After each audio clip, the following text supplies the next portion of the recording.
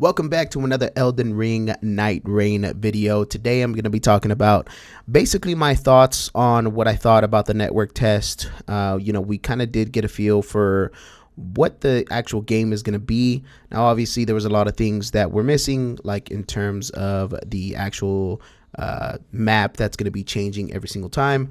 When we were playing the network test, basically we only got two variations of this version of Limgrave, which is Limveld. We only got a certain pool of bosses as well, but we did get an idea of what the game was actually going to play like. So I did want to let you guys know my thoughts on what I think about the game, what I hope happens for the game, and what I hope does not come out of this game. Now, I do want to talk to you guys about my feelings that I had before I actually played the network test, kind of from the initial announcement of Elden Ring Nightreign down to right before the network test, when I had already seen a little bit of gameplay. So when Elden Ring Nightreign was first announced, obviously I was very excited, obviously, when I saw it. I don't remember if it was at the Game Awards or where it was that it got announced, but I was very excited when I first saw it. I thought at first, when I first saw the trailer, I thought it was going to be DLC, a second DLC for the original Elden Ring game. Obviously, as the trailer went on and you start to see the Nameless King and you start to see all these bosses from other worlds, at that point you're like, okay, hold up, this might not be DLC. Then you see the ring closing in, and then you start to get the idea, like, yo, is this a battle royale, or is this, all that stuff kind of went through my head. And then, of course, when I think it was the Game Awards, because Jeff Keighley came out and he said, this is a new multiplayer game from Software. Then at that point, we kind of had, okay, for sure, this is going to be multiplayer. This is going to be some sort of battle royale or some sort of, co-op type of game that we're going to be playing, right? Obviously, as the weeks went on and the months went on, we got a little bit more of an explanation as to what type of game this is and what style of game this is. But even then, I was still very skeptical. I was excited for the trailer. I was excited for what I saw. But the more interviews came out and the more they talked to the directors and the devs at From Software, the more I was just kind of like, okay, like, you're just getting so much conflicting information. You're getting opinions from other YouTubers and content creators, and you're kind of just like, yo, like, what the hell is this? Like, we just need to get our hands on it, or there needs to be some sort of like walkthrough from the devs, kind of giving you an idea of what the game is. Which, weeks go by, they announce the network test, and now the network test is here, and we, basically got to try the game out. Now, before the network test started, that's kind of where I was. I was skeptical of the game. I'm going to play it because I'm a content creator for Souls-like games, and, being an Elden Ring content creator or a Souls-like content creator, I kind of felt like, I wanted to let a couple of days go by, a couple of, network test sessions go by before I fully make my thoughts out there, because I didn't want to make a video coming off the high of playing the network test, because I did have a lot of fun. So that takes me straight into, my feelings on the actual game of what I played, and basically my pros for, what I played in the network test. I'm just going to start it off by saying that I had a lot of fun. I had a shitload of fun, really. Even with randoms, I had more fun with my friends. But even when I was playing with randoms, I did get, for the most part, pretty good teammates. I didn't really get anybody that was not, kind of going along with the team, or not, just kind of helping out, the whole squad. Now, I would imagine that I wouldn't, because this is a network test that you had to sign up for. So I'm assuming that if you're signing up for the network test, you either are a big fan of Elden Ring, Souls-likes in general, or just a general fan of From Software. So I didn't imagine that I was going to get bad teammates or anything like that. But I did want to point that out, that even though I was with randoms, it was still very, very much a fun experience. And, when I played with friends, it just elevated that experience for me. The pros that I had is that the game does take a little bit to kind of get used to because it's so fast. But once it clicks for you, man, like it's just you get in there and you're doing all this stuff. You're fighting these bosses, and it's not like you can kind of be calculated the way you were in the original Elden Ring game. You kind of had to like hurry up, you know. You kind of had to squad up with your homies and decide, you know, what you're gonna do to take down this boss as quick as possible. Who's popping their ult, who's, you know, popping their skill, and who's leveling up, how many runes you have. You know, I'm gonna go this way while you go that way so we can maximize the amount of runes that we get, things like that. You know, the co-op aspect is there, and it's very, very much emphasized, like, yo, you guys need to work together. And I think when I first started the network test, I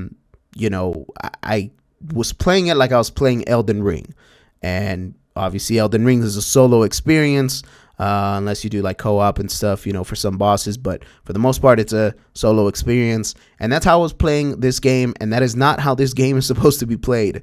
This game is very much a co-op, and it is very much emphasized, and once that clicks for you, the co-op-ness of it all is really fun. So that's one of the pros there for sure. The design of an actual match in terms of the ring closing, minimizing to one certain area, fighting a main boss, you know, granted, we did not have a lot of variety, but even with the, I think, 6 sessions that we had of the actual playtest, you know, I had a lot of fun. Even though I was fighting the same bosses, I had a lot of fun. You know, towards the end, it came down to a lot of, should we fight this boss? Is it worth it to fight this boss? You know, how strong are we to fight this boss and take it down in a certain amount of time? And, you know, we kind of started building a strategy over what we had, which hopefully when the game comes out and there's a lot more variety, the surprise factor is a little bit more, you know, kind of out there and prevalent in the game. So I talked about the co-op stuff, you know, I talked about the actual speed of the game, the design of the map closing in and out and reopening and things like that. I think those are the pros for it. Obviously, the combat is the same as Elden Ring for the most part. Now, granted, the way you get weapons and the way you level them up is different, and the way you get skills and all that is different. But I do think that the combat is relatively the same as the original Elden Ring game, and the combat was great in that game, so I don't think I got to emphasize that too much. You know, the combat is awesome in Elden Ring, and you know, the weapon variety and stuff like that is great. So that's, you know, that's there, you know. So there's not really a lot that I got to talk about in there, but that is definitely a pro, you know, the combat for sure. Now I do want to talk about some of my cons. You know, in terms of what I felt this game was lacking to elevate the experience. The number one thing that I gotta say is comms, some sort of communication with your teams.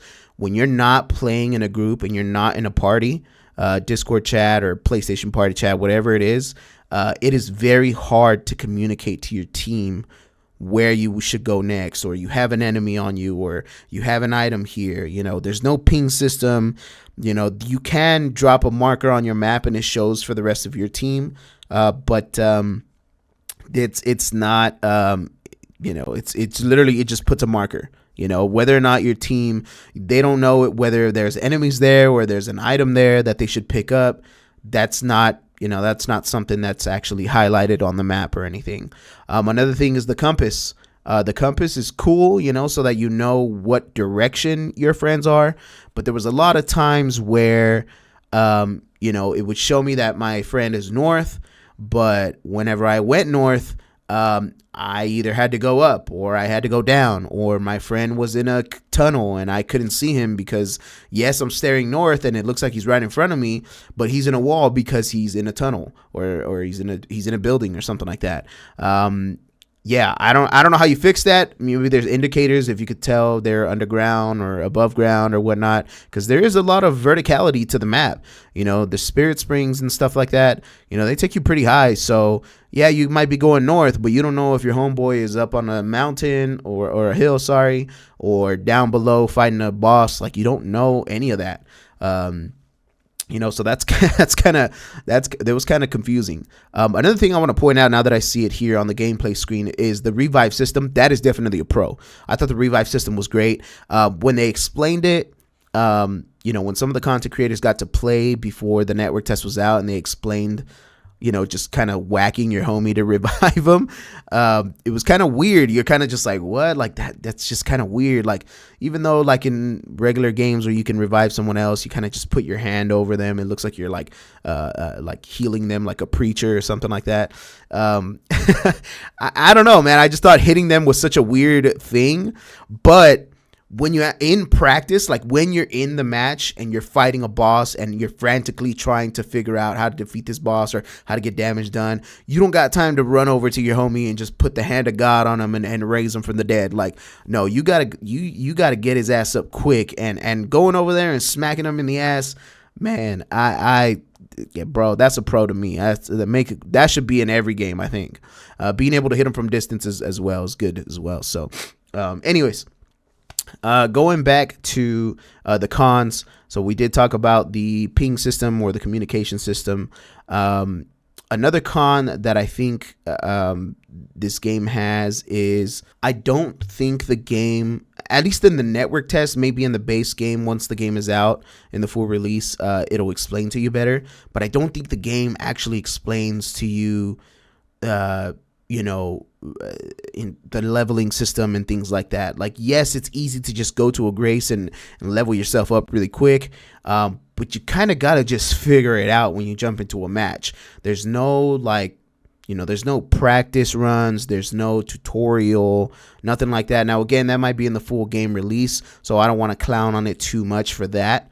But I do want to point that out, because that is a little weird that you kind of just have to jump in and figure it out. Now, again, this was a network test. I know they're testing the actual net code and stuff like that for online matches, but still a little bit of a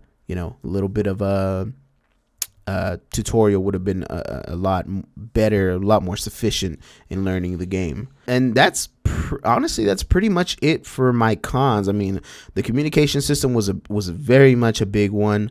No tutorial, no teachings or anything. I mean, you do get the general From Software message where it's like, here's where you stash your inventory, here's where you equip your weapon, and if you press start on the menu, that's where you see your weapons. But there's no tutorial on how to actually go through a match and kind of figure it out.